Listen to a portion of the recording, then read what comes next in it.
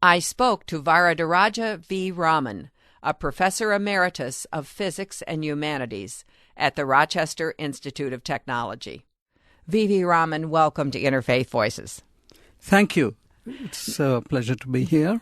Now, first, what is unique about the concept of God in Hinduism?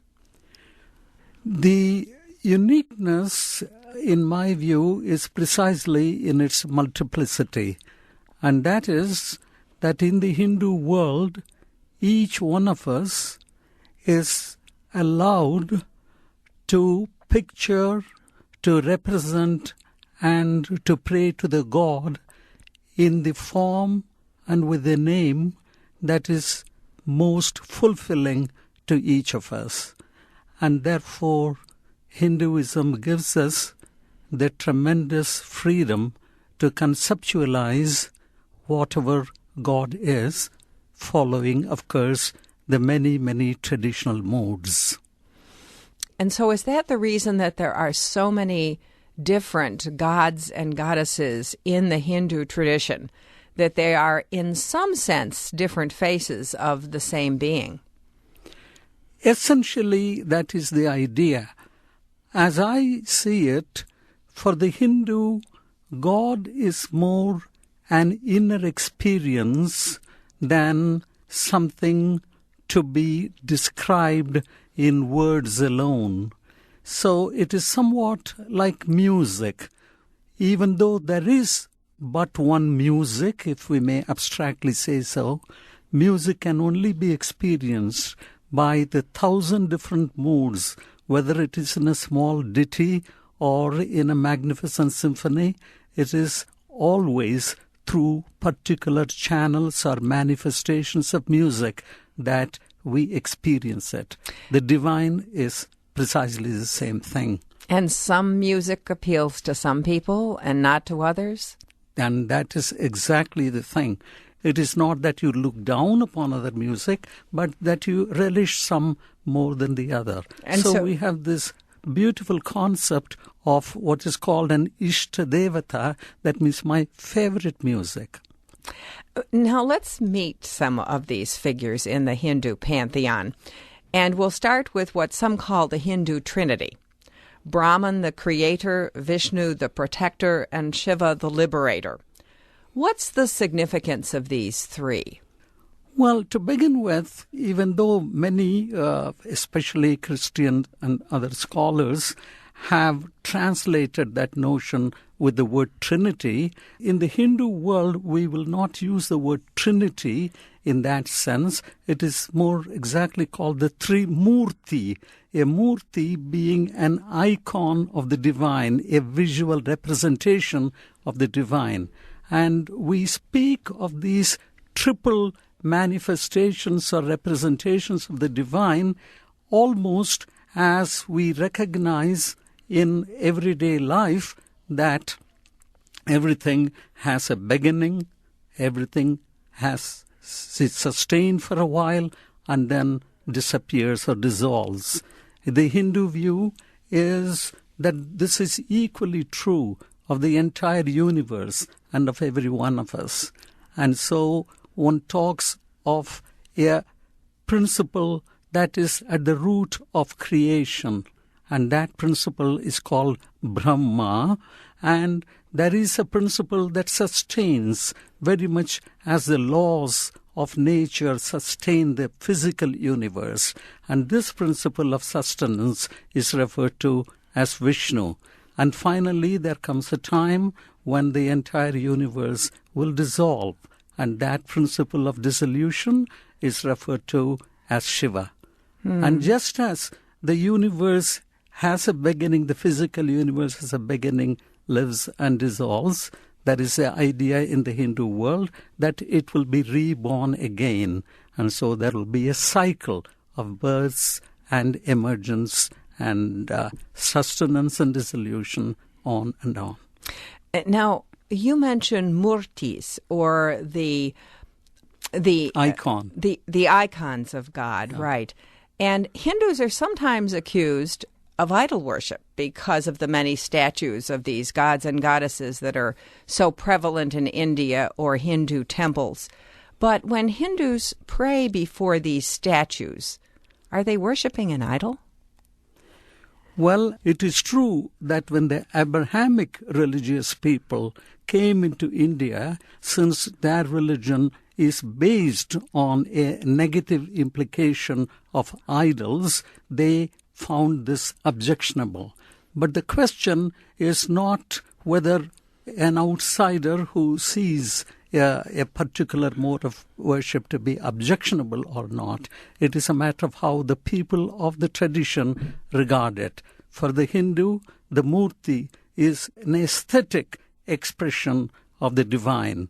We cannot imagine God in the abstract, and therefore the aesthetic dimension associated also with many beautiful and inspiring stories are the ones that we worship. And there are traditionally modes by which the simple physical object that you call the idol is spiritualized. That means through rites and rituals, they acquire a certain sanctity once they are installed or consecrated in a Hindu temple. It is no longer the mere clay or bronze of which it may be made. And the practicing Hindu never thinks of it in terms of simply its material constitution. And idol worship, if that is how the outsiders wish to call it, may be fine as far as their own appreciation or understanding may be concerned. But you started by saying Hindus are accused of idol worship.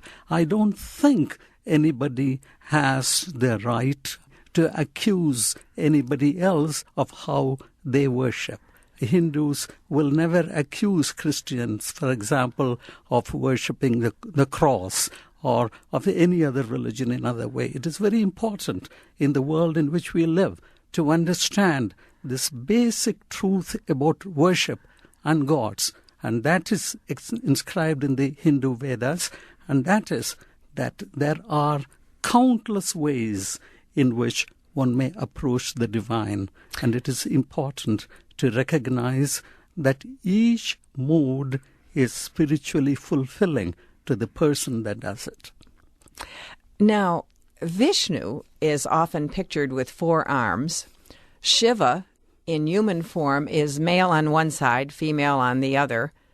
And another deity, Ganesha, is a chubby kind of god with an elephant head. At least that's the image. Why these unusual ways of portraying deities? They are unusual when we look at the superficial aspects from an outsider's perspective. Many of these formulations or visualizations are associated with what one calls the sacred history of Hinduism. And the sacred history is enormously rich in the variety of ways in which the gods are pictured. And it would be difficult, quite frankly, within the short time we have, to go into each of these stories to explain how these came about. Let me simply say, as you mentioned initially, that certain aspects of the divine manifestations are pictured in blue to symbolize the fact that the divine is all-pervading like the sky above.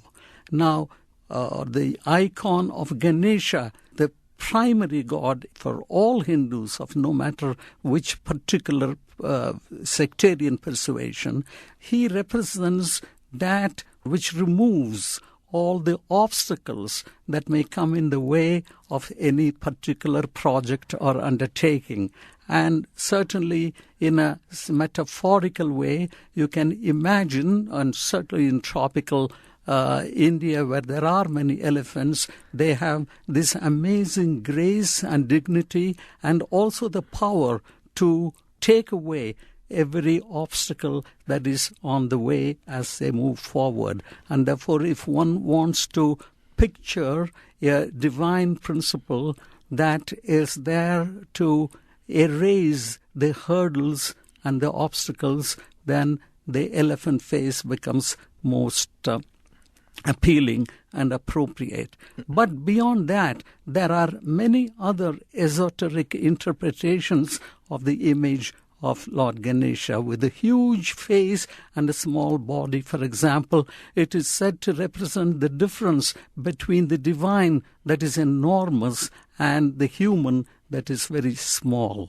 So it sounds like these different forms, which are in many ways unlike what we see in human society, are really openings to many interpretations of the divinities within Hinduism. Most certainly. There are very many stories. And the symbols, for example, the goddess Saraswati, my Ishtadevata, if you like, the one that I worship every morning, meditate upon, is represented with what's called the veena, the musical instrument. And she also holds the sacred scriptures in one hand, and on the other hand, she also has a bead. Now, what this represents is that the goddess Saraswati is the goddess of knowledge. She's the goddess of music and also the goddess of mathematics. And it is the knowledge that is shown in the hand with the scriptures, and the musical instrument represents her being the goddess of music, and on the other hand, the rosary, if you like, on the other hand, represents the mathematics, the counting. And so that image of Saraswati infuses in the worshipper a reverence for knowledge and music and mathematics. So ennobling and also very real in terms of everyday life. Today we're listening back to my March interview with Varadaraja V. Raman. He's a Hindu physicist and professor emeritus of physics with Varadaraja V. Raman. He's a Hindu physicist with a lifelong passion for science, metaphysics, and the nature of the soul. Of course, Christians, Jews, Muslims, the Abrahamic faiths are used to hearing about God as a male. But Hinduism portrays the divine as both gods and goddesses. Why the goddesses? Because I believe Hindus, or the ancient Hindu seers who formulated these ideas, recognized this basic two-sidedness, if you will, of humanity, of not just human culture, but all through in every aspect we find the dichotomy, the duality, which is what characterizes the universe. And from a practical point of view, and from probably what I would call a gender equality perspective, there is no reason why the divine should be portrayed only as man and not have a female aspect to it. And so I believe it is a very long range or a far-reaching visionary perspective, and there is the notion that men and women complement each other in terms of all that is with human life, and likewise in the cosmic scale also. And I know that many religions that are quite ancient often had goddess worship. I'm thinking of having met Native Americans in Latin America who introduced me to the Pachamama, which was a little statue of a very early goddess that they worshipped. And I know many of the archaeological sites in Western Europe have found ancient depictions of a goddess. I wonder if some of this has to do with the fact that Hinduism is likewise a very ancient religion.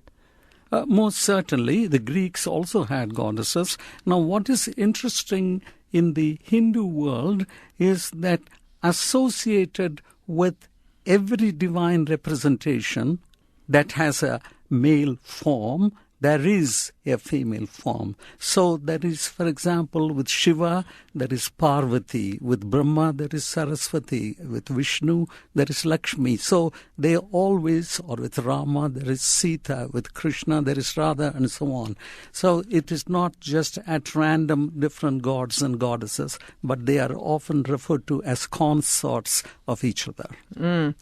Now, I think as we look at the Hindu pantheon, and we've talked about only a couple of the gods and goddesses, would you say Hinduism is monotheistic or polytheistic? This has been discussed by many. Believe it or not, there are Hindus who believe that Hinduism is polytheistic. There are those who believe it is monotheistic. It is monotheistic in, or at least in one of its most fundamental proclamations, and which is that there is but one God. It says in Sanskrit, Ekam Sat, there is but one truth or God, which is followed by the statement that God, that ultimate truth, is described by different people in different ways.